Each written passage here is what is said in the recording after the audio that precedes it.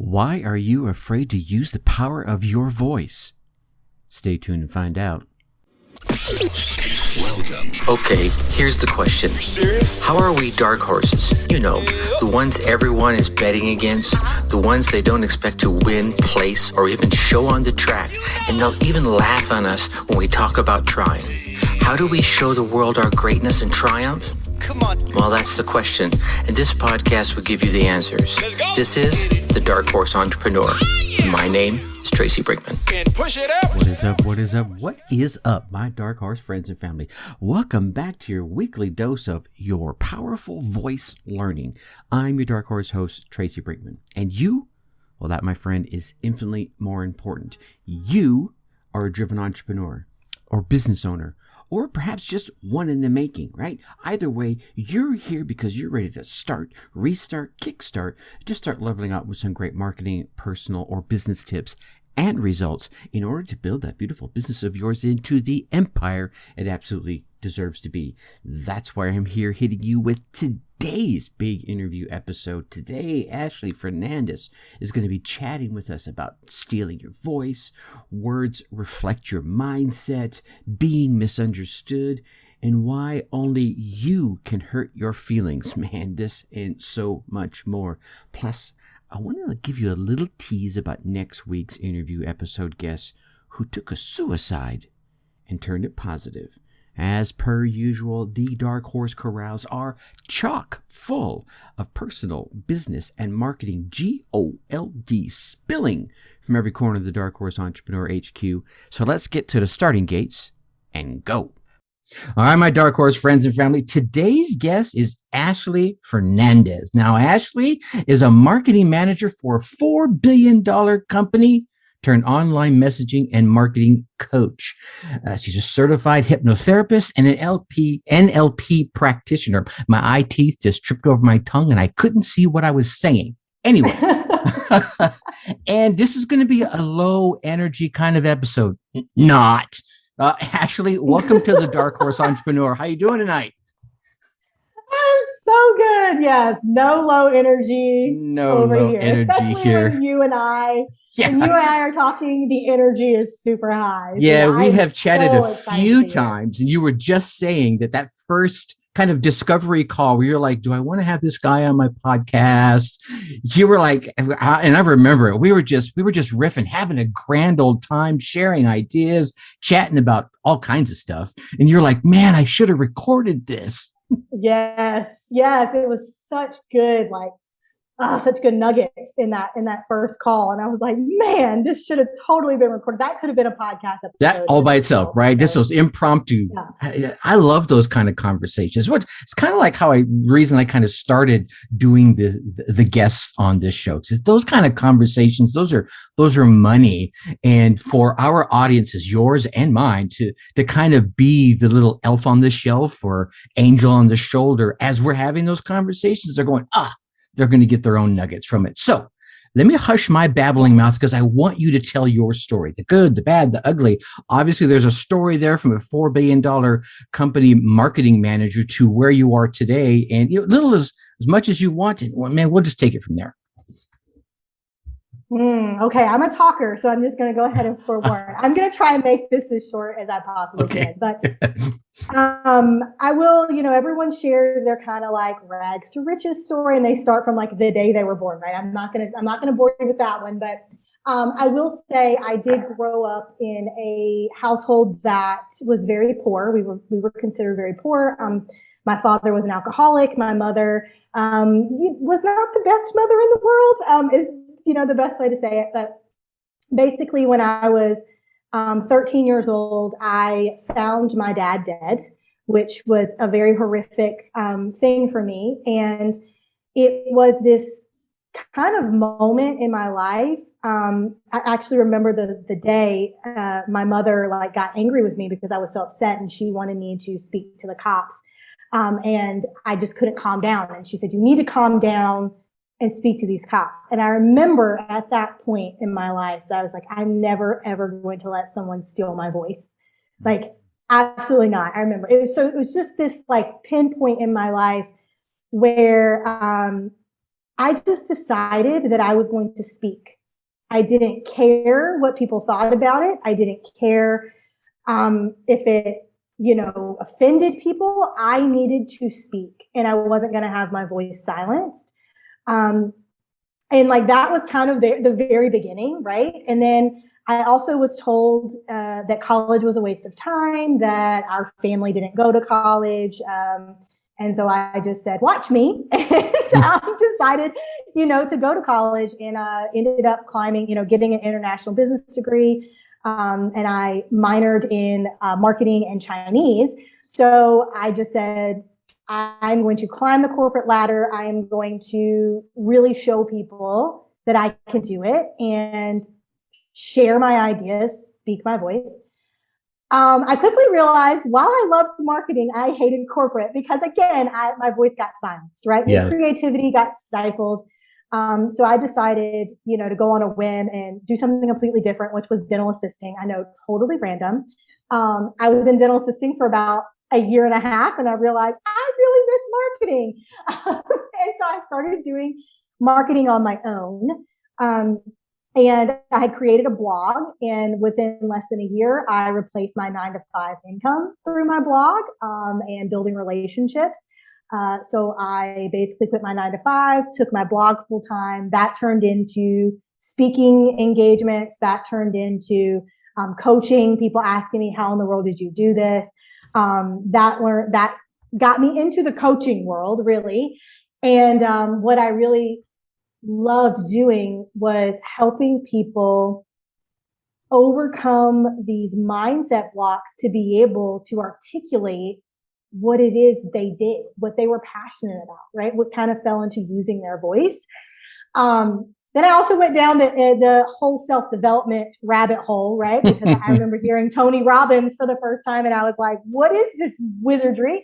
I want to know all about it, right? So I went down the whole self-development rabbit hole, and then that's when I figured out NLP. So I ended up getting certified as a hypnotherapist in NLP, and really started learning how the mind worked. And so I started realizing, like, wow, marketing, particularly messaging, how you're saying things, the words you use, your voice, what you're speaking about, is a reflection of your mindset. So I have now kind of created this interesting concept to which I help people use like conversational hypnotherapy and NLP tactics in their own messaging, to where they're eliminating objections. They're bringing in people who are empowered to work with them and not buying from a place of desperation, and helping them kind of get transformation before they ever even sign up for their offer.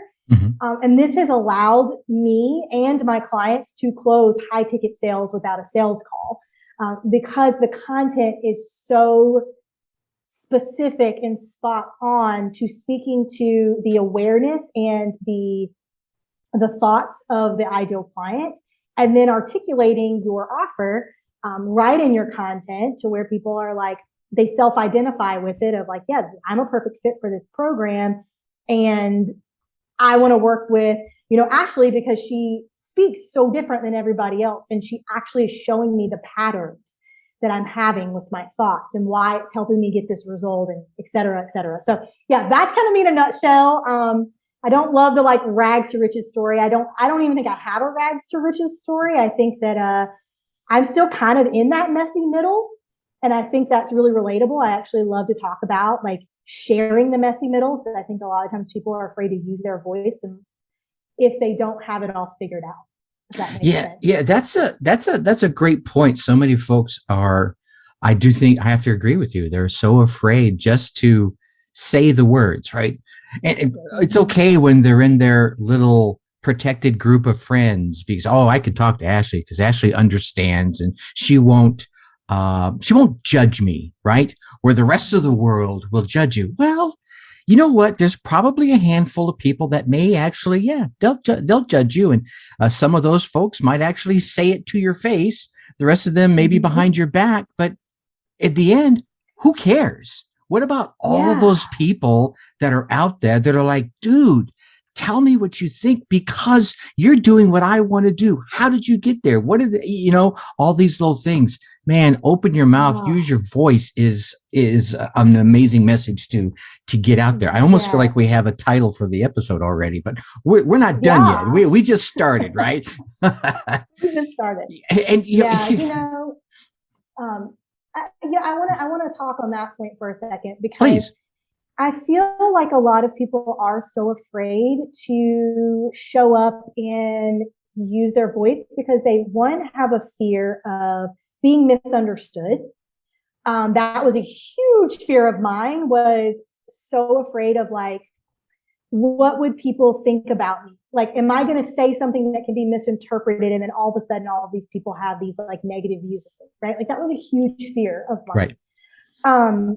And really at the end of the day, I had to realize that like nobody has the ability to hurt my feelings except me. And let me explain that. When someone says something negative about you, you might get upset, but you're not upset at the fact that they said something negative about you. You're upset at the fact that you had a thought about what they said about you. Like, I know that sounds so crazy, but I'll even use an example. Let's just say, my husband came up to me and said, Ashley, you're lazy. I'd be like, whatever, I'm not lazy, you're lazy, right? And I would laugh and I would just be like, whatever. But then I could have a random person on the internet tell me, Ashley, you're lazy. And it might sting a little bit. And I'd be like, well, who the flip are you calling lazy? I'm not lazy, right? They literally said the exact same thing, but I had two different thoughts about it.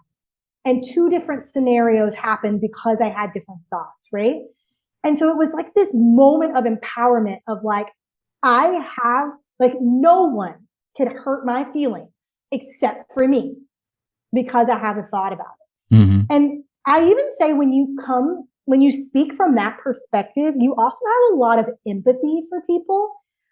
Because a lot of the times people will say negative things because you trigger something in them. You're holding basically a mirror up to them, right? Yeah. And because they tend to be a very broken or a hurt person. And so instead of like lashing back, I kind of look at like, man, I can really understand why they have that thought. Right. I can understand where they're coming from. And so just having that piece of like, the only person who can misunderstand me is me, right? Like I'm the only person who has the ability to do that. Mm-hmm. And on another note, going a little bit deeper, a lot of the times we avoid doing something or we avoid speaking, we avoid sharing things because we are afraid of something that might happen. And usually when we're afraid of something that might happen, we're actually not afraid of the event actually happening. We're afraid of the feeling that we're going to have when that event happens. So for example, let's say I'm afraid to go on stage and speak because I'm afraid I might fall on my face. So maybe I never speak on a stage. It's not the fact that I'm afraid of falling on my face. It's the fact that I'm afraid I'm going to feel embarrassed about falling on my face. Right. So I'm literally trying to avoid a feeling, which sounds so silly. Like you're going to stop pursuing your dreams because you're afraid you're going to have a freaking feeling, a vibration in your body. That's it. Like seriously, gives you so much power. But that was just such an aha moment of like, wow, I am the only person who can hurt my feelings. And I'm not going to let the possibility of a negative emotion keep me from doing what I know I'm called to do. And I think I'm just like, she's over here dropping bombs. I need some sort of bomb sound effects, right? So people can pay attention to it. That note to self, get bomb sound effect. Anyway, but no, that's so true. And I think for me, one of the amazing things I've been able to learn across my almost 60 years on this spinning planet. And my wife has really helped me understand it even better, right? Like I was scratching the surface, like, oh, I get that, what you're saying, right? Oh, I'm going to feel a feeling. But she's all like, yeah, but if you're okay with you, who cares what they think, right? Oh, well, dang. Yeah, which is a whole nother level. But where was I going with this? Oh my God, you got me off on a tangent, 3 tangents, and I'm trying to talk about them all at the same, all 3 of them at the same time. But no, for me, what it was is you're usually afraid of what someone's going to say to you, maybe about what you've done. Let me give you an example like you did. When I started my second podcast way back when, right, I was going to go on this whole personal development road. I had been doing it for a while. I'd done some coaching and some speaking. Now I'm going to step out into the podcast realm on this topic. So the very first episode was actually 10 reasons why you should not listen to me.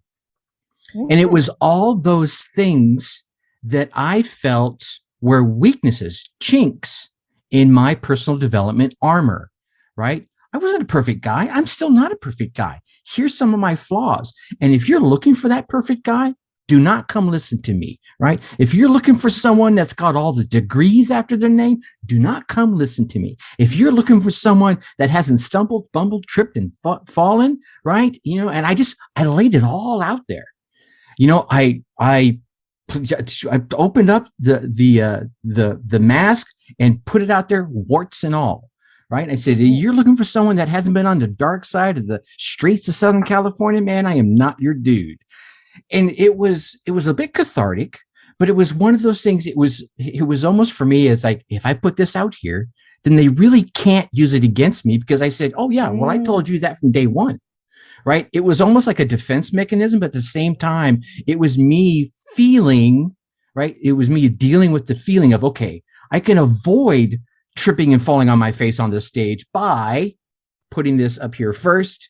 And if someone says something, it's like, well, we talked about that way back on episode 1. If you want to talk about it again, we can. You know what I'm saying? Yeah. Yeah, I actually love that. One of the practices that I do is I actually imagine myself in my worst case scenario. And this is actually what's so funny. Oh my God, I see this all the time with my clients. Let's say one of my clients are like, yeah, I want to get 10 people in my program. Mm-hmm. Yeah, I want to get 10 people in my program. And they're feeling kind of afraid to go out and actually make that happen. And I'm like, what's the worst case scenario that can happen? They're like, oh, I'll show up, I'll market, and I only get 2 people, or I don't get anyone in my program, right? Maybe I get no one in my program, I get 2 people in my program. I said, so worst case scenario is no one buys. So I said, yeah. And I'm like, aren't you in that exact scenario right now? No one has bought your program. And they'll literally look at me and be like, oh, that makes so much sense, right? Well, damn. And it's so funny because, again, like what you're saying, like even using that as a defense mechanism, I always tell my clients, imagine yourself already there and just literally sit in that feeling. And I do this all the time. When I am so scared to do something, I imagine myself in that scenario already. And like the worst possible feeling that I could feel, I will sit in it and feel it. And I know that sounds really horrible because, most people, when they have a negative emotion, they either want to resist it or, flight from it, like get rid of it. Right. Like they don't want to be around it. Right.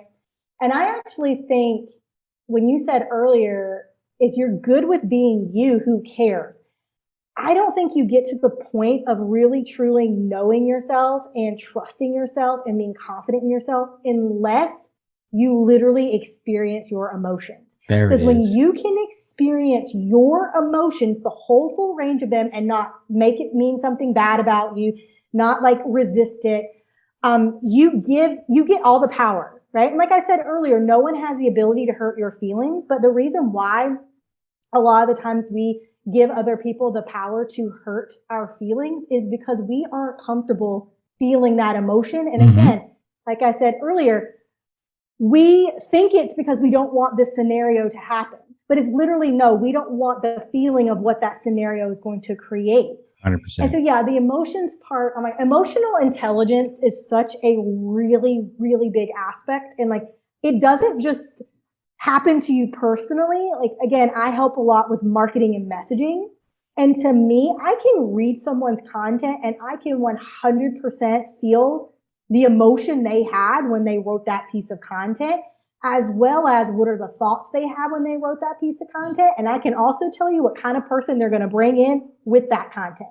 Just from reading the words that they're using, just from reading the way that they're saying it, and like kind of feeling the energy of like, trying to show up in this desperation, of this convincing energy, things like that. Like emotional intelligence is such a huge, huge, huge part.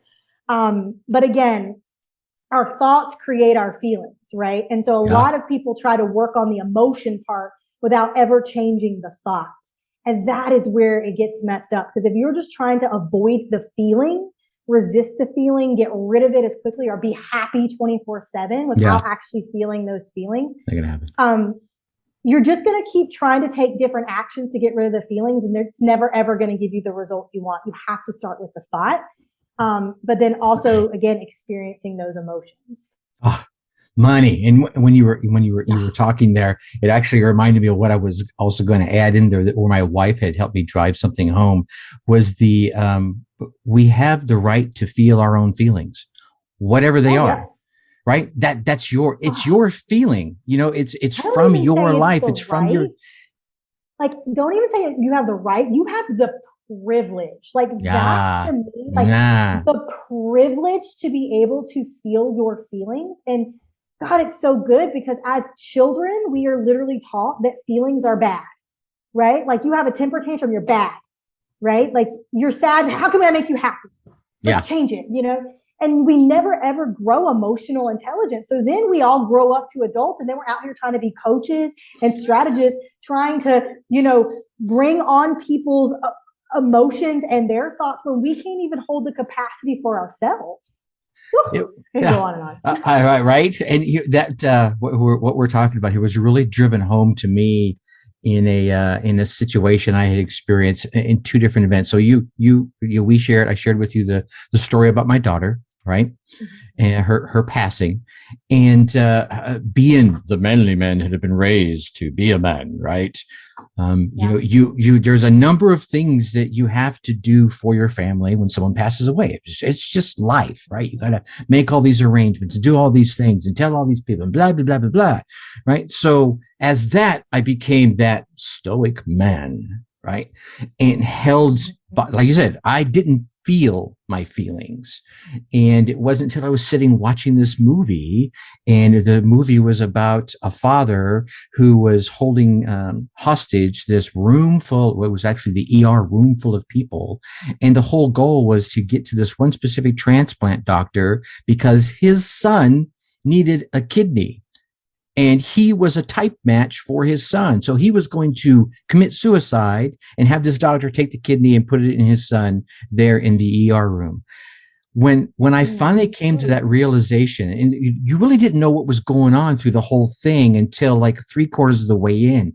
And the moment I realized he was going to commit suicide for his son, all those feelings, I felt them. They just came out. Goosebumps. Oh, they just came rushing out, and I was glad I was watching the movie at home, right? But so, and then obviously, like I said, meeting my wife and just being able to talk and just feel your feelings, and I'm like, yeah, I totally feel that now, right? I get that now. And then when my brother passed away, it was like the second or third year we had been dating. I had a completely different reaction to it because I was, his ex-wife calls me on the phone. Hey, Robbie has passed away. I instantly felt it, and I let myself feel it, and I just let it go. And I was able to process it a lot differently. It still hurt. Don't get me wrong, right? It was still painful. I still don't want to feel it. But because I was able to embrace it and deal with it and still do all the things I needed to do to address, another person's passing, it was night and day, right? I felt it was a lot more healthy. And of course, this is an extreme example. This isn't hey, I'm going to fall on my face on stage, but it kind of is, right? Because the fear is the same. We avoid so many things as a result of that. And I want to reel this back around. So I'm going to do a quick mental jerk, putting our feelings into our content, right? Is another way to do that, right? If you're afraid, share that you're afraid, because those people will come resonate to you, right? If you're happy, be happy. If you're dealing with caca in your life, man, put that in there too, because otherwise for me, and I want to shut up here in a minute so that you can chime in. For me, if you're dealing with caca in your life and you put that in your content, well, it's going to be in there anyway, because your emotions are just going to spill out, right? Unless you have someone else write it for you. And then they come into your world or let me rephrase. You don't put that caca feeling into your content, and then they come into your program and you're still dealing with caca. They start feeling it, and it's not right. They're like, oh, it's a mixed message. This is not what I signed up for. Whereas if you put it out there and they come in and they're still feeling it, like, oh, I'm totally vibing with this guy. This is awesome. Does that make sense? Yes, 100. Oh, I have so many thoughts. It's funny that you actually say that, because one, I want to address that when you just share how you're feeling, people immediately feel better with that. And I'll give you an example. I spoke at an event in April, and it was the first time I had been on a stage in 2 years due to COVID in person, right? It's completely different speaking on stage in person than it is in like a Zoom room, right? Yeah. And I literally was sweating like a freaking pig. I was shaking. I was like, why am I so nervous? What is going on, right? And I was sitting there letting myself feel those emotions. And I got on stage and I started to kind of like, my voice started to shake. And I said, guys, I just need to be dead honest with you. I have spoken on a stage so many times, and for some odd reason, I am incredibly nervous right now. So if something weird comes out of my mouth, I promise I'm normal. And I just kind of laughed it off. And I said, I have sweat stains on my pits. I am a human, and we are all human. So just ignore them. It was so funny. But I just kind of let everyone know like how I was feeling. And then as soon as I said it, my whole body just kind of like shifted, and where I was like, yeah, and I kind of got it down. So I love that. I love, sharing how you're feeling. But I will say this too about using emotion in your content. I'm 100% all about being authentic in your content. And letting people see the true you and how you're feeling and all of that. What I do not agree with is what is mostly seen in the industry is using negative emotion to guilt someone into buying out of desperation. So let me give you an example. Please. Most of the marketing people, most of the marketing gurus out there tell you to sell on the pain points. So they're like, dig into all the problems your ideal clients have, all the negative feelings they're having because they haven't overcome this problem, and then sell them your solution. I do not agree with this whatsoever, because when someone buys on a negative emotion, it's because they had a negative thought. Negative thought comes first. Usually the thought is, this has to work. I've tried everything else. Well, they buy on a negative emotion of desperation. Guess what? They're going to show up in a very desperate energy. Then they're going to give up eventually, because when you are desperate and you try something 1 or 2 times and it doesn't get you results, you're then going to give up, right? Yeah. Then what the result is going to be, they're going to blame you, the person's program, right? Whoever they bought. And so I don't actually agree with selling on all of the pain points, all of the negative emotion, to get them to buy. I also have the amazing phrase. I say it all the time, and everyone's like, oh my gosh, that's so true. If you have to convince them to it, you're going to have to convince them through it. And when you're selling on all of these pain points and you're trying to convince them that your offer is the solution, what you're intuitively doing or subconsciously doing is you're making that person wrong for all of the prior decisions that they have made, right? They're saying, oh, you've tried this, you tried everything and nothing works, right? You've done this, you've done that.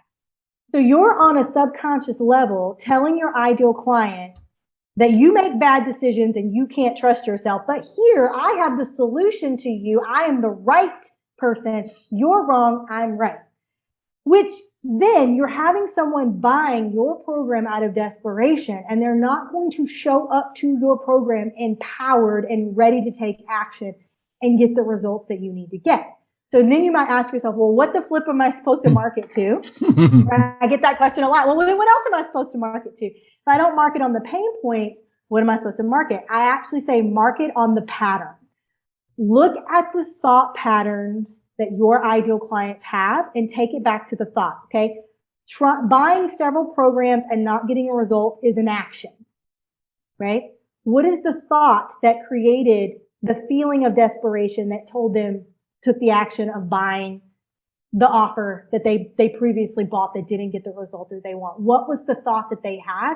And speak to that thought pattern, right? And try to shift that thought in your content. Now, what I mean by this is when you actually start to speak to the thought level, you're able to shift the perspective and open their eyes.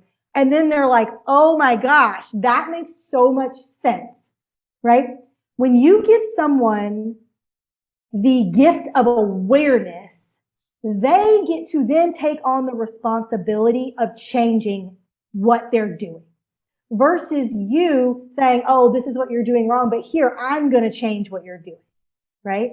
They're Right. never, it's not going to be the same. I know that might sound like a little like woohoo, but, it's something that I see that like you can't, I actually love to say this, you can't fight an invisible demon. I say that all the time.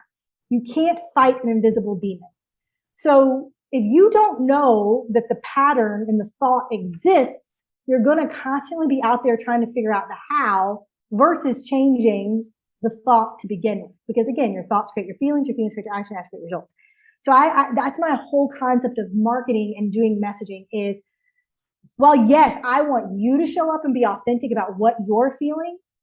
I do not agree with marketing to a negative emotion for your client, like getting them in that negative state where they're buying on the negative emotion. Mm-hmm. Because when they do back it up with logic, when they then start to go in the logic stage, they're going to second guess their decisions. They're not going to trust the decision that they made. Then again, you're going to have to show up and convince them through your program. And it's, again, it's the emotional intelligence thing. Like it's, oh my gosh, I could go on and on and on and on and on. But that is one of the big things that I talk about in the industry, which is also why I don't love the rags to riches story, because where do people spend the most time?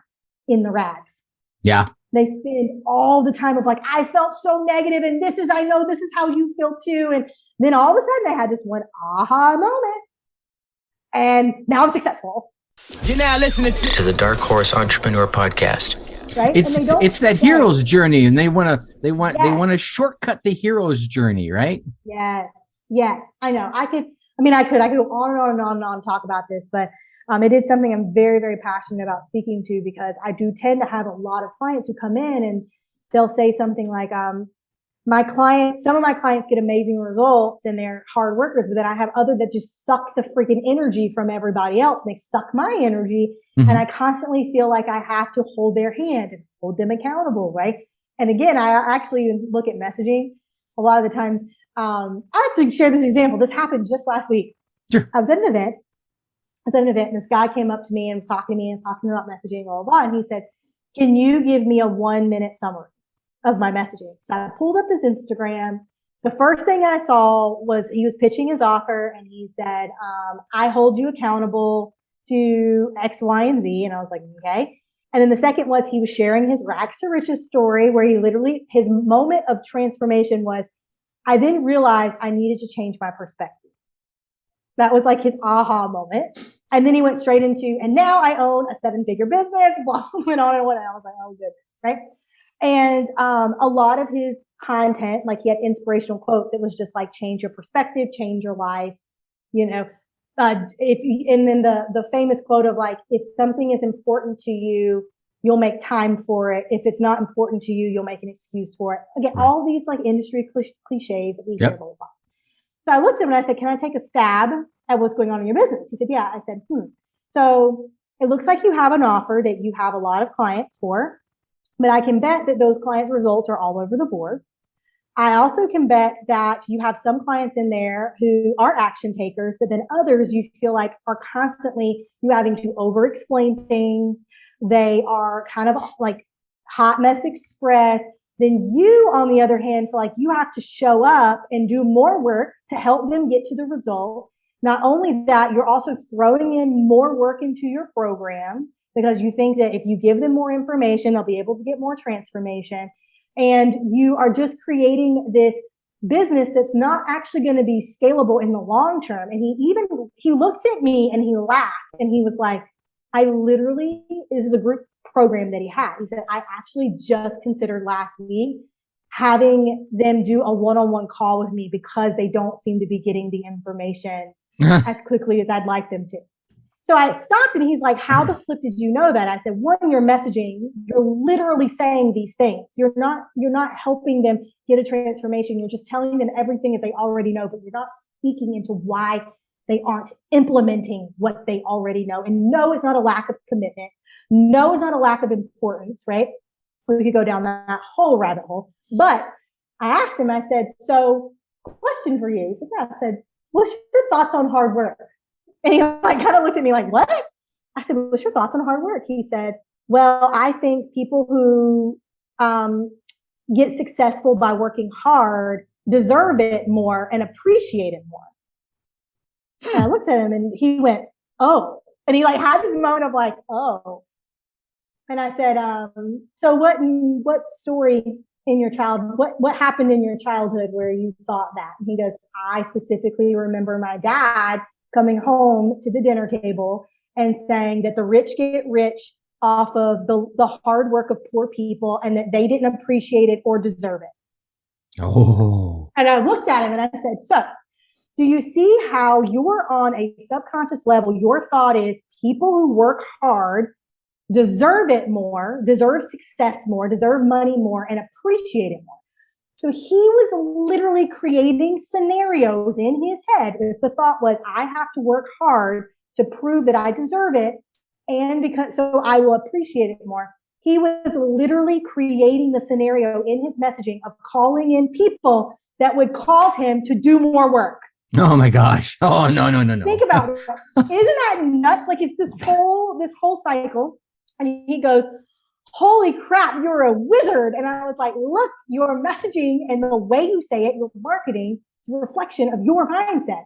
So I 100% see. And of course, he was using things like, I hold you accountable, because here's the thing. When you have to hold someone accountable, you are literally creating more work for you, for your client to get the result, versus calling in people who are already holding themselves accountable. Yep. Yeah.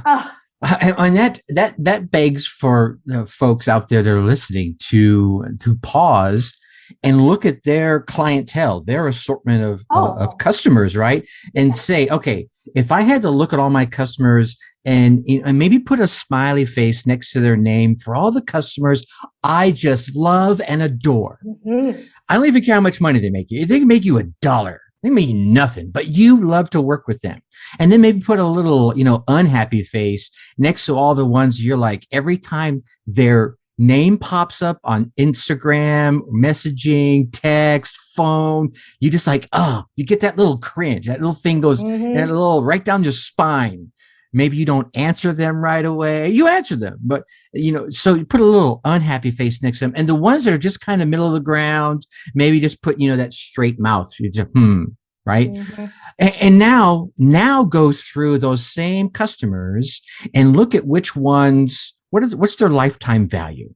Forget what they've already earned you, what you think you're going to actually end earning up with them for the time they're going to be with you, whether that's a day, a month, a year, 5 years, whatever.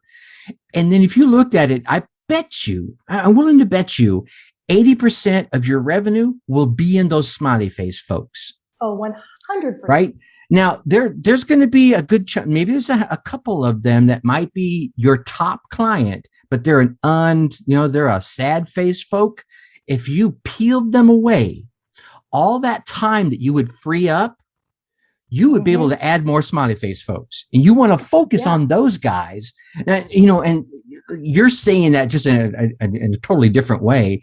And if you had a corral full of smiley face customers, in your business, you really wouldn't be working anymore at that point, right? Because you'd be like getting up, bouncing out of bed, going, I get to talk to Ashley today. Damn. Yeah. Right? And it's so good, because this is actually what I do with my clients. So even to take it a step further than you, I say, where did those good clients come from?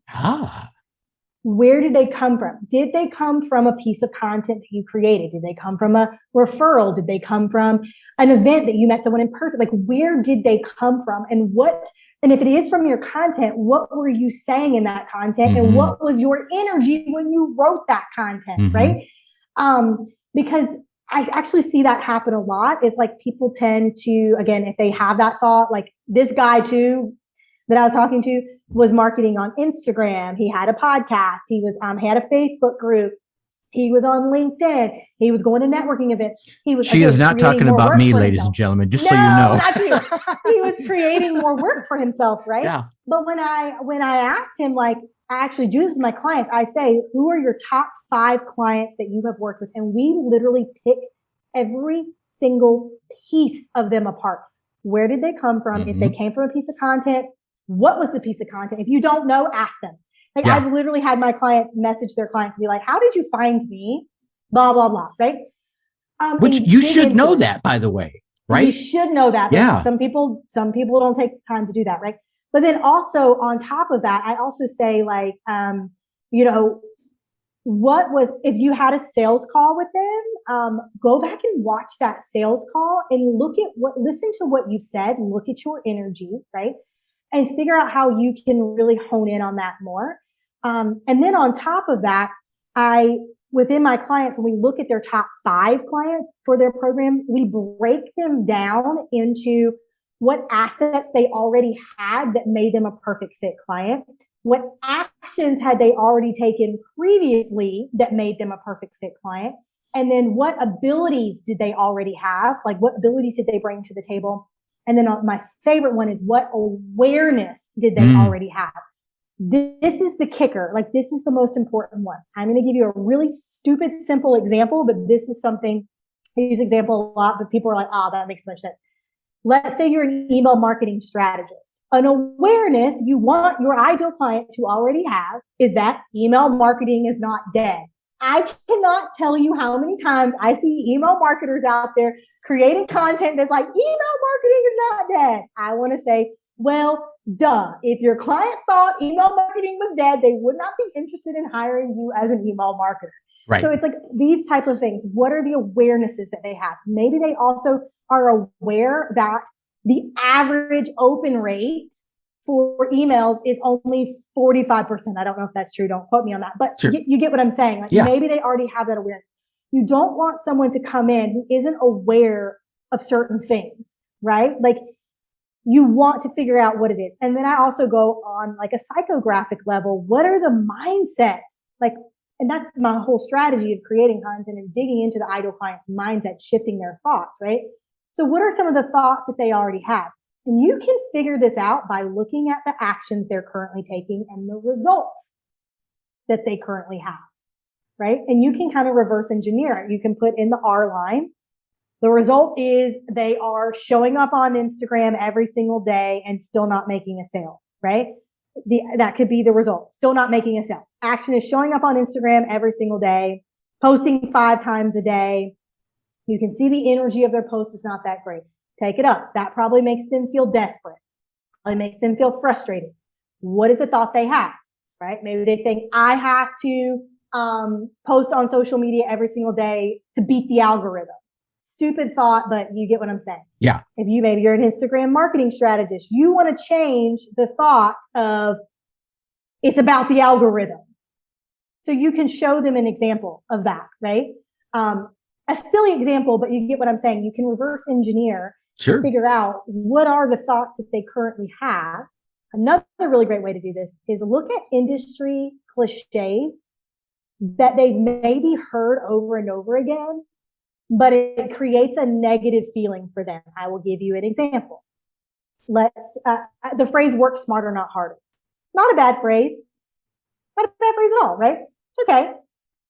But what ends up happening for most people is when they're not at the level of success that they want to reach, when they hear the phrase work smarter, not harder, it doesn't give them a feeling of empowerment. It gives them a feeling of, I don't know what I'm doing. I'm missing something.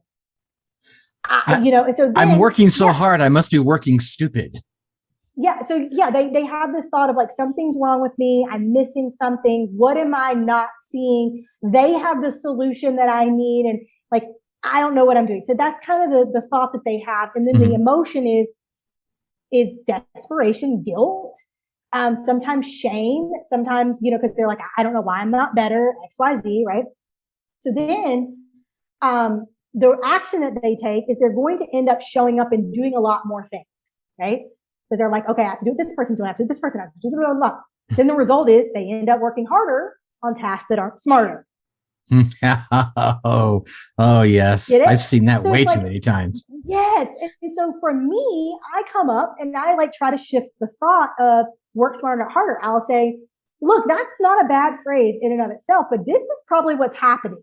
And I'll go through that pattern and then I'll say, but at the end of the day, what is smarter for you might not be smarter for the person you're paying attention to. Mm-hmm.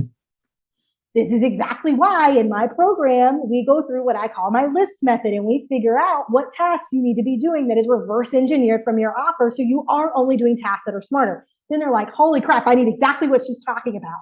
Right. And I shift their thought. I shift their thought completely on that entire phrase. And you will never, ever think of that phrase again, the same, like ever. Like, nice. Oh, yeah, that actually makes a lot of sense. Right. Yeah. And so, yeah, it's just simple cliches. And you can figure out how to kind of disrupt. I like to call disrupt the pattern, disrupt the thought, question that thought, disrupt it. Right. I'm going to give you another example. This is my favorite one. And then I'll turn it back over to you. No, you're fine. I'm a talker, guys. I told you. That's okay. This is gold. I had a client. I might have actually shared this on my podcast in our episode, but I don't remember. I had a client who kept coming to me and telling me she had an offer problem. And I knew it wasn't an offer problem, but I kind of entertained it. And I was like, so what do you think you need to do? She's like, I think I need to add more time to my offer. I think I need to change my price. I need to lower my price. I'm attracting people who can't afford me. X, Y, Z. And so I was like, I'm going to let her entertain this for a minute because I don't want to tell her. I want to show her the pattern, X, Y, Z. So we met a week later and she had pitched it like once or twice, still didn't get any people to buy it. And so I said, so, what do you think the issue is? She goes, well, maybe I just need to create a whole new offer, right? The thought was I have an offer problem. So again, she started spiraling saying I need to create a whole new offer. So I looked at her and I said, can I ask you a question? I said, yeah. I said, so who is someone in your industry that does something very similar to you that you admire? She said, oh, Marissa. I said, okay, perfect. So let's step into this scenario. If we gave Marissa your offer as it is right now, actually before you even change the price, before you add an extra month to it, if we gave it to Marissa, do you think Marissa would be able to sell it? Without hesitation, she went, her absolutely 100%. Well, why can't you? And I looked at her and I said, so please tell me why you have an offer problem. And she just had this moment of like, oh gosh, you're totally right. And I said, so what is it? And when we started digging a little bit deeper, it was because she had this undying fear that she would not be believed. She was a movement coach who had an autoimmune disease. And for growing up her entire life, she had autoimmune disease for years. And every time she talked about it, the scans came back clean, like, they couldn't find anything that was wrong with her. And so people started to stop believing her after a while. The doctors didn't believe what she said, all this stuff. Until one day she was like at school and she tried to pick up her pencil and she couldn't pick up her pencil. And she called, the nurse or whatever called her mom, and her mom basically looked at her and, came and picked her up and she was crying and she was like, just stop thinking about it. If you stop thinking about it, it'll go away. Mm. And so she didn't believe her. And so she had this, and it was a whole lot of money issues tied in that because medical bills started piling up. Her family did not have a lot of money. So all of this shame, all of this guilt, this whole story of no one will believe me, right? So we ended up, talking some more, and she ended up eventually getting diagnosed with an autoimmune disease. And so it came to this day or whatever. And I asked her, I said, do you really think you have an offer problem? She said, I'm just so afraid that if people buy my offer, they're not going to believe that I am capable of helping them heal from their autoimmune disease. And of course, it was like this aha moment where she was crying. But it was just this huge example of like, at the end of the day, a lot of times we think like, oh, it's an offer problem, but it was something a lot deeper, right? It was something a lot deeper. But I shifted that thought for her. I showed her an example, a scenario. I put it in a different scenario. I call that another person's shoes scenario. And that is a sleight of mouth technique used in NLP. But I put it in the scenario and it was almost like this aha moment to where now we didn't need to like work on her offer. We needed to work on her confidence of truly believing that she was capable of delivering this offer to the perfect fit person. Which is, again, why I work so hard on mindset and messaging. But it's just an example of what it looks like to shift the thought. Yeah. Right. Get down to the core of the thought. That's fire right there. It made me think of recently I was chatting with a gentleman who's also a podcaster, and his podcast is focused on parenting skills. He's a parent. He figured that's something he could chat about. He has some opinions. And he's been doing it just under a year, and it hasn't been going as great as he wanted. He says, man, if I could just get this person in some name, I don't know the names, right? Or that person who's top in their industry. I said, stop, time out. We all know how amazing it would be to have some big name on your podcast, right? You get that pop of interest. I've had a couple of cool names on mine, and it's exciting. It's fun. But at the end of the day, what is it you're trying to do? You're trying to, are you trying to deliver good content to parents that will use it? Or are you just trying to, rise to the top? He said, well, I want to help folks like I was helped. I'm like, well, then big name A or big name B or is not going to do. Okay, let's be honest. It might help, right? It might give you, like you said, it'll give you that pop. Yeah. But at the end of the day, you want to get out there with interesting information that parents need. I said, so have you taken a position on some of the more controversial topics that parents are chatting about today? Right? 2021, there's a hotbed of topics out there. People are going to school boards. They're giving speeches. They're doing rallies. He goes, well, I haven't really addressed that. I'm like, there it is right there. I said, what are you doing? Right. I don't even care what side of the opinion you are. Pick one and get it out there. And you will light the fires, and people are going to go, man, I was listening to this guy in his podcast. You should hear what he's saying about whatever your hot button topic is. And I'm not just saying, don't be sensational just to be sensational. Pick a topic that you are passionate about when it comes to parenting and do a series of episodes on it. And people are just going to feel your passion. He's like, dude, I got to write these notes down. And for me, that's the thing. Yeah, it's awesome to have a great name on your podcast. But if you deliver good content, period, end of story. I don't care whether you do it by yourself or having someone like, I have Ashley on here. You bring the fire to the mic. People are going to go like, whew, man, I got to share this with people. Yes. And this is why I love you, Tracy, because I'm all about disruption, making a disruptive noise. I mean, my entire brain is around farts and like no farting around and, disrupting the industry. We didn't even chat about your farts, right? Yes. Yeah, no, listen. My brain's all about farts. Yeah. But it's, I love the disruptive energy. And that's another thing about using your voice, right? Like, which is really great. But I will say this too, two threads. First is I see that actually a lot where people are like, oh, if I just have this, then this will happen, right? Yeah. And I call that actually shark thinking. Call that shark thinking, because here's what you think is going to happen. You think a situation will happen, and you're like, oh, I'll have a feeling. And because I have that, or I want this feeling, I'll have this feeling, I want this feeling. I think I'm going to get that feeling if I take this action. And then if I take this action and get this result, then I'll think X, Y, and Z, right? Then I'll think my podcast is successful. Then I'll think blah, blah, blah. That is shark thinking, right? Like it does not work. You think it's a little fart, but it ends up making a big old mess, right? A shark thinking. I know, keep on going. But, she just sharted all over herself, everybody. Sharted all over herself, yeah. But I actually see that happen, and we don't have to go down this rabbit hole, but I would like to say it because it is something that I see that a lot of the times we will think that way, or we'll want something like that to happen because we think it'll mean something about us.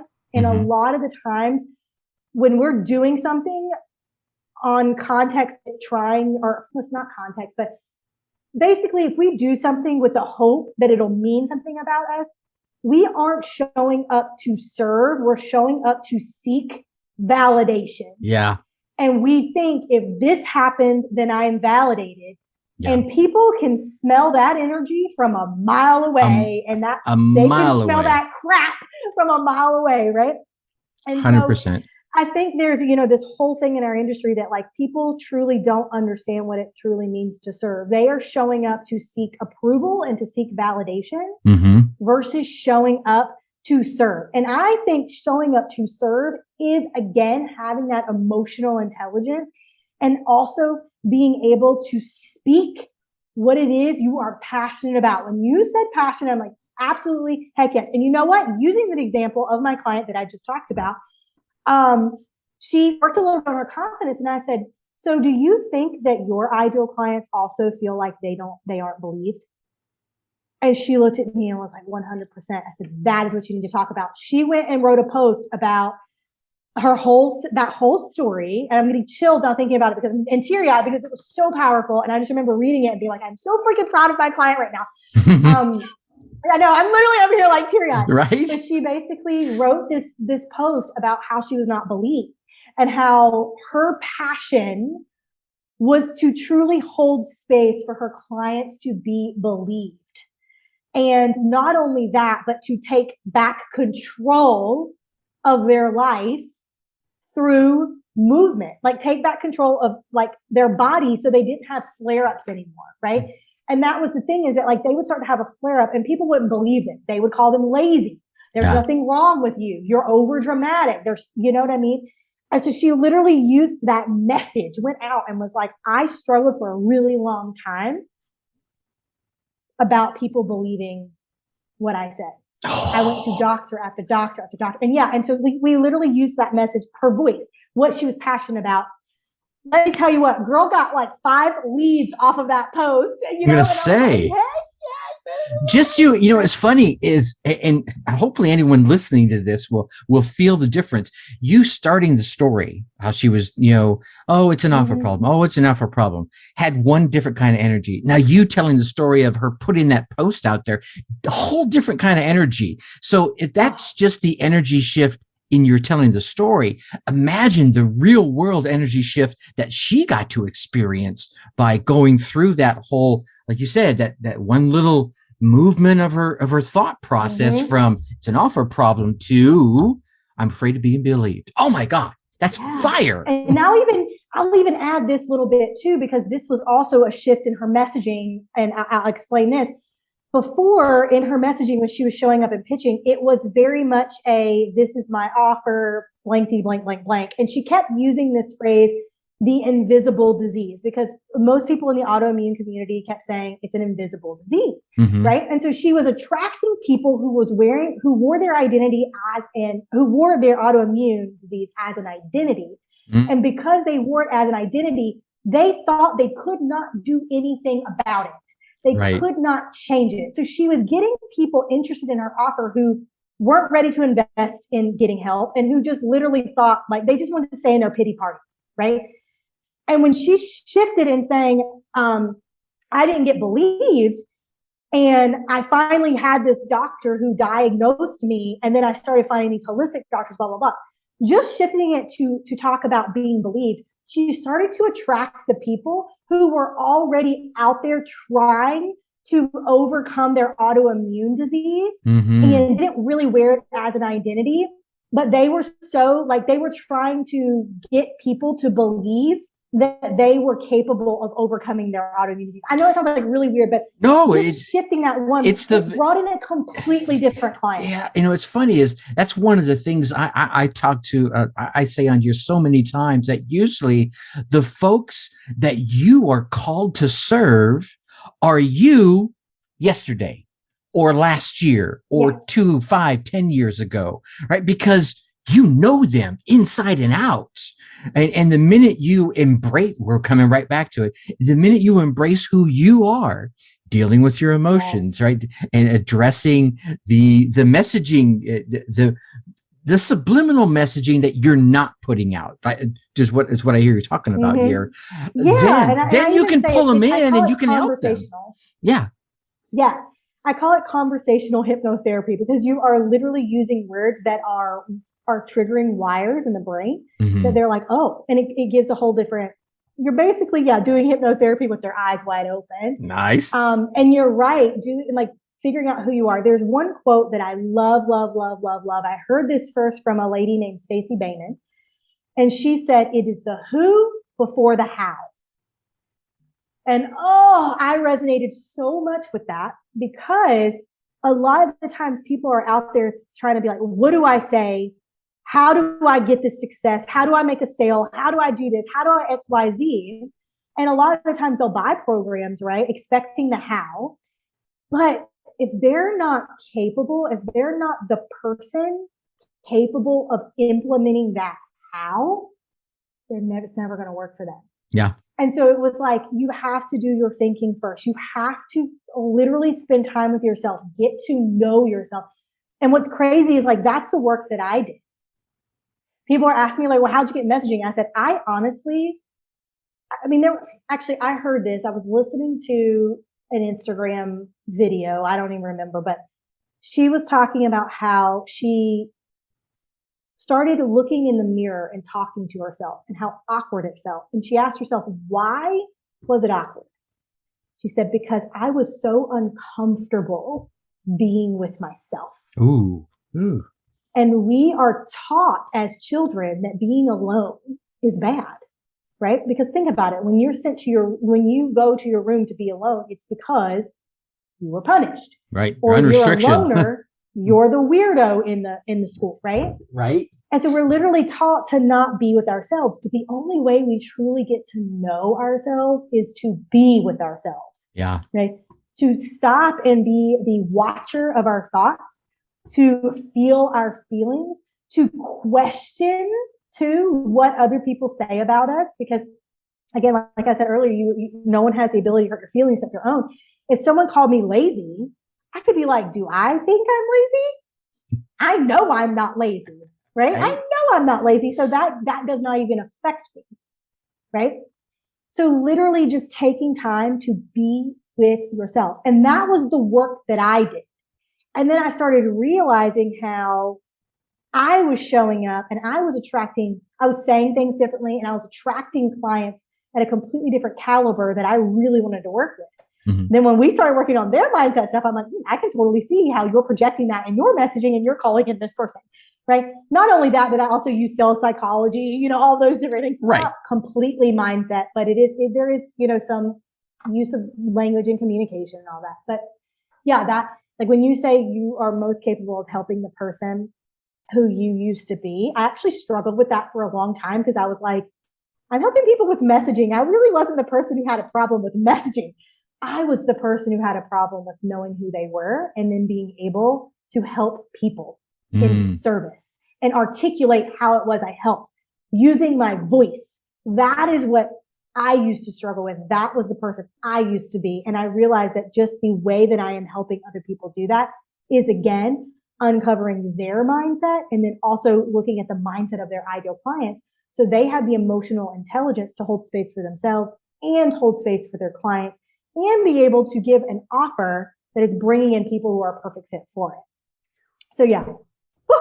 Yeah, and one of the things I will generally ask folks like yourself when they come on this podcast is, what's a number one tip you would give or number one marketing tip? I think this whole episode has been nothing but tip after bomb after tip after bomb, and so folks are going to have to go back and listen to this one again just to absorb all of it in. So definitely, but I know I tend to water hose. That's okay though. That's that's who you are. And I love it. I think it's amazing. So I want to be mindful of your time. We've been riffing here for about an hour already. Yeah, we have been riffing. Yeah, it's starting to get dark where I'm at. I'm over here like, man, it's starting to get dark outside. I am. So if folks want to learn more about Ashley and sharding and the whole 9 yards, where do we want to send them to? Oh, I love it. It's funny. People call me the fart girl. I'm literally known as the fart girl. And I'm like, you know what? I love that. I don't even care. That is like the best. I want to wear a crown, the fart girl. You can find me on Facebook, Instagram. Literally, it is Ashley Mae, M-A-E Fernandez on all platforms. I do have a Facebook group. I actually, I had one last year and I shut it down, and then I missed it so much. So I was like, I'm going to start a new one. So I actually just started a new one about 3 weeks ago. So you can come join me there, and it's just facebook.com/groups/with Ashley May Fernandez. So with Ashley May Fernandez. So yeah, and then I have a podcast, which Tracy has been an amazing guest on. When you were saying earlier, like, yeah, it helps have a big name. And I was like, you're my big name on my podcast, Tracy. So anyway, so excited for that. But yeah, my podcast is called No Farting Around. And we are all about taking your marketing, your messaging, your business from the toilet to the bank. And I feature industry disruptors like Tracy and some other amazing people, where we actually talk about things that are, disruptive in the marketplace. And how we do things differently and shifting those perspectives. It's one of my favorite things in the entire world to do. I'm so happy that I started a podcast. I love it. But those are the places that you can find me. Cool. I'm gonna make sure that all those links are down here in the show notes, so people can just go click and get right to you and check you out. And definitely, you're going to check out the No Farting Around show, because she is the fart girl, right? And I am the fart girl. Farts are fun. It's funny is after we did our little, I think it was the discovery session, and you told me about you being the fart girl. I had to come home and chat with my wife about you, because farts are funny as hell in this house, right? Me too. So it just became this natural conversation, like, okay, you're going to love Ashley because she's the fart girl. It's so funny because when I spoke, the last time I spoke on stage, I actually told an entire fart story about how my sister and I were little, and I did a front roll over her head. I farted in her face, and everyone, roared with laughter. And I said, this actually had nothing to do with what I'm talking about today. I just wanted to prove the point that it doesn't matter who you are, how much money you make, where you come from. Everyone thinks farts are funny. And, everyone was like, yes, blah, blah, blah. So anyways, I never thought farts would be a lucrative thing, but here I am building an entire brand around farts, and I would not have it any other way. Oh, that's amazing.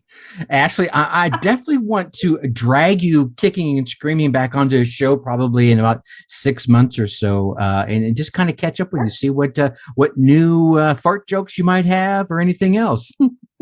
Yeah, would love it. I'd be so happy to come back and share anything else. All right. Thanks so much, Ashley. I appreciate your time. Thank you for having me.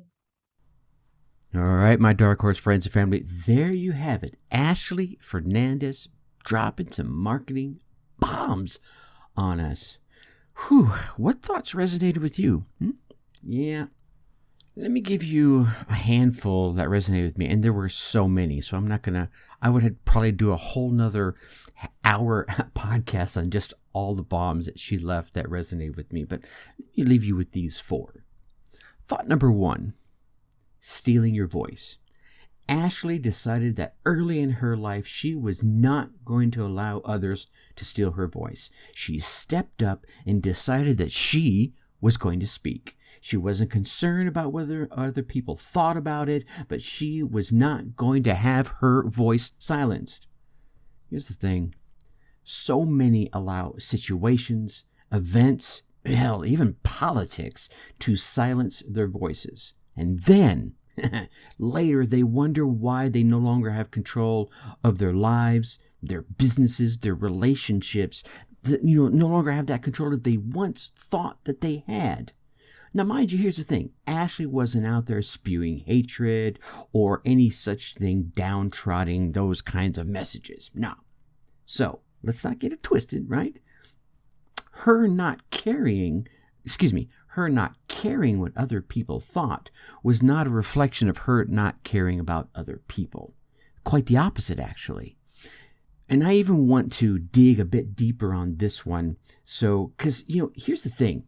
There are varying levels, or even, dare I say, varying colors, varying shades of communication. Some people think in business and in relationships that you have to be sneaky and manipulative, even cunning, right? But here's the thing. In reality, it's much easier if you're just straightforward. So I want to share my thoughts on this in episode 323, The 4 Shades of effective communication.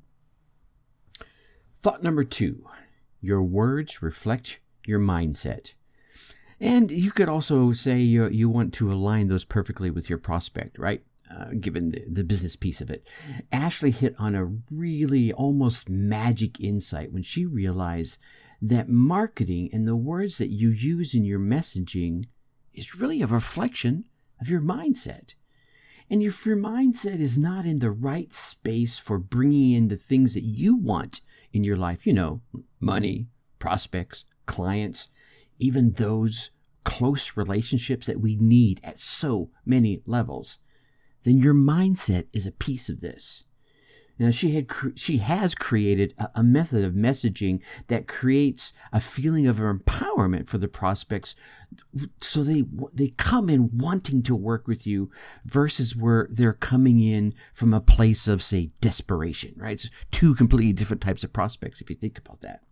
There are two completely different mindsets in there. You agree with that, right? I can feel you nodding your head. So let's talk about your mindset for a moment. I believe there's a healthy amount of, let's call it negative thinking, that we have to have in our life, right? I'm Mr. Positive. I like to think. But there's a healthy amount of negative thinking you need to have in your life. It keeps you from putting on those rose-colored glasses and think that everything is hunky-dory no matter what's going on. But on the flip side, you could completely obsess on the negative side of things. And I'm going to chat about that and we're going to root around about that a bit more in episode 324. Negative thinking. Stop obsessing and start succeeding. Thought number 3, being misunderstood. Okay, we can all connect with this one, can't we? Once again, I can feel you nodding your head. I mean, we've all had that moment where we were able to utter some words of wisdom, but we paused because we thought we might be misunderstood. And here's the thing, sadly, I think the events of the past couple of years have made this fact even more real of an issue, right? Think about it. If you're a white male right now and you have an opinion that's contrary to the mainstream, you could almost instantly be labeled a racist. Huh? I'm probably going to be labeled a racist for just saying that. Here's another one. If you're a concerned parent that goes to the board meeting of your child's place of learning and you voice an opinion opposite of those sitting in the chairs behind that board, you could be painted a domestic subversive. Yeah. And that fear, let's be honest, has kept many people from voicing their thoughts, concerns, and opinions at all these meetings. So wouldn't it be a natural assertion that if you don't have the cojones to stand up for your own children, that you'd be far less likely to stand up for others, say like your clients, or maybe those that aren't even your clients yet, like your prospects, because you might be misunderstood? Here's the deal, right? If you don't stand up, if you don't use your voice, you are sending a message to your prospects, to your clients, to your employees, and yes, even to your children, right? Here's the thing for me. I would much rather stand up and speak my mind, share my thoughts and wisdom and experiences in the hopes of educating those I am speaking to than risk being misunderstood, right? Than not uttering a single word and allow them to assume that they know what's best for me, for my business, and for my family. So here's the thing. You gotta get up there. You have to stand up. You have to speak your truth to your prospects, to your clients, to your family, right? And those that impact each of every one of them. And if they misunderstand, then stand up and speak and clarify. Boom. Thought number 4. Only you can hurt your feelings. Ashley shared an extremely valuable point here, one my wife and I have discussed a number of times and agree 100%. If you tell me a fact or even a thought you're trying to portray as a fact. Only I can let that fact hurt my feelings. You do not have the power to control my feelings unless, of course, I hand that power over to you. Now, for me, this was honestly a long, hard-fought lesson.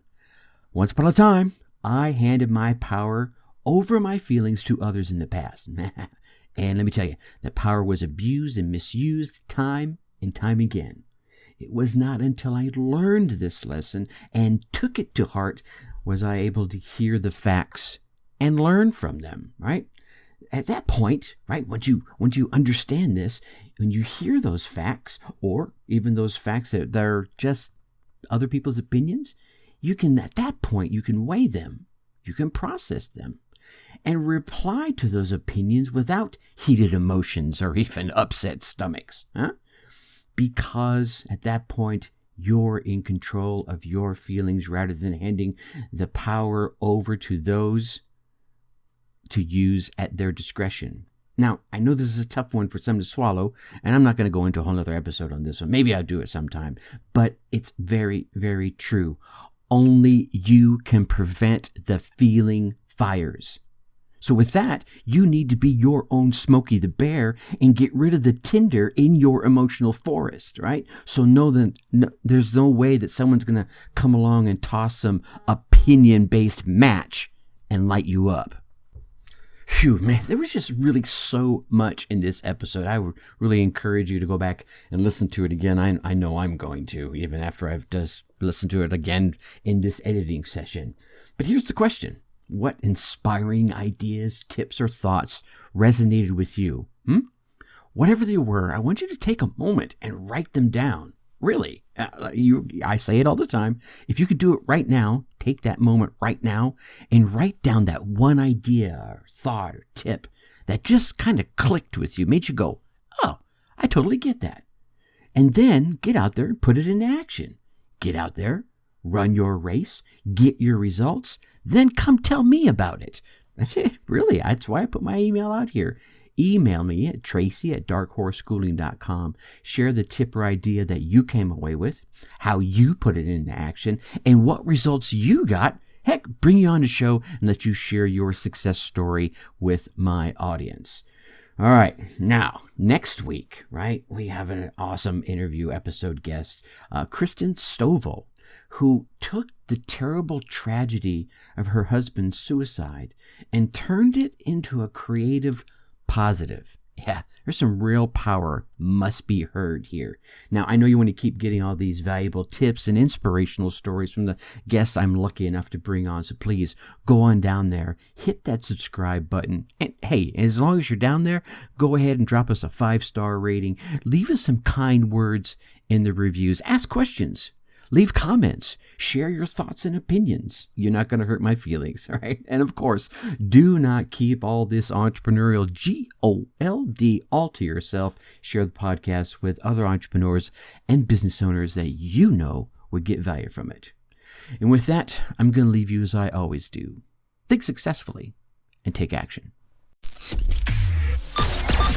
Thank you for listening to the Dark Horse Entrepreneur Podcast. You know this! Thanks for tuning in. Check us out at www.darkhorseschooling.com. All right. My name is Tracy Brinkman.